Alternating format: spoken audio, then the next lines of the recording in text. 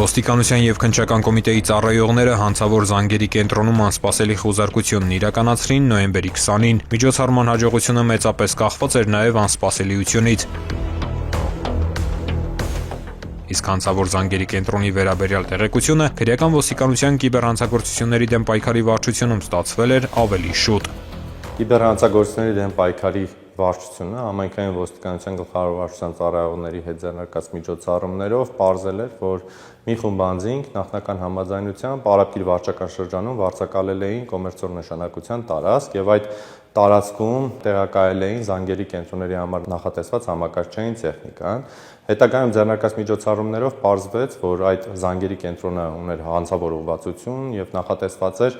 առանձնապես խոշոր չափերով համակարգչային հափշտակություններ կատարելու համար։ Հանցավոր կազմակերպության անդամներն իրավապահ մարմինների օպերատիվ տեսադաշտում չհայտնվելու նպատակով նախապես արտաքինից քողարկել էին հիշյալ տարածքը, ձեռնարկել անվտանգության միջոցներ, ինչից հետո միայն իրականացրել անձանց հավաքագրում եւ հանցավոր գործունեության մեխանիզմի յուրացման նպատակով վերապատրաստման դասընթացներ։ Այսպիսով ապահովել էին համացանցային հեռախոսազանգերի եւ հեռահար հասանելիությամբ օգտագործվող համակարգիչների կիրառմամբ օտարերկրյա պետություններում գտնվող քաղաքացիների ֆինանսական միջոցների հափշտակության համար բարենպաստ պայմաններ։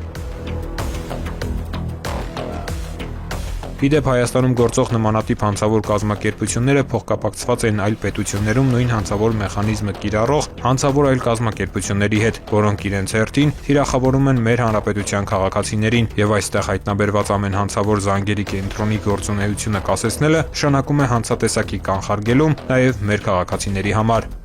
Ձեռնարկված լայնածավալ օպերատիվ հետախուզական միջոցառումների արդյունքում հնարավոր եղավ պարզել նշված հանցավոր զանգերի կենտրոնի մեջ ներգրաված յուրաքանչյուր անձի դերակատարությունը, անկեղծ հարթակների տվյալները, որի միջոցով վերջիններս թիրախավորում էին օտարերկրյա քաղաքացիներին, ինչպես նաև այն կրիպտոդրամ բանակների հասցեները, որոնք օգտագործվել են հանցավոր ճանապարհով ստացված եկամուտները կանխիկացնելու համար։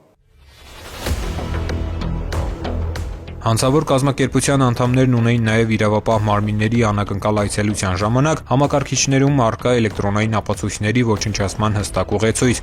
Նաև այս հանգամանքը հաշվի առնելով նոյեմբերի 20-ին քրեական ոստիկանության գլխավոր վարչության եւ քննչական կոմիտեի ծառայողներն իրականացրին անսպասելի խուզարկություն եւ մանրակրկիտ ծրագրված մուտք գործողությունների շնորհիվ հանցավոր կազմակերպության անդամներին չհաջողվեց ոչնչացնել քննության համար առանցքային ապացուցողական նշանակություն ունեցող էլեկտրոնային տեղեկությունները։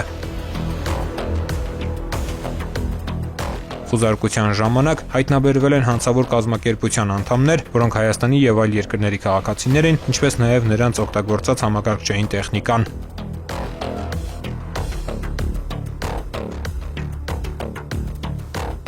Ձեռք բերված փաստական տվյալների շրջանակում քննչական կոմիտեում իրականացվում են համապատասխան վարույթային գործողություններ հանցավոր կազմակերպությունում ներգրավված բոլոր անձանց քրեադատավարական կարգավիճակը որոշելու ուղղությամբ։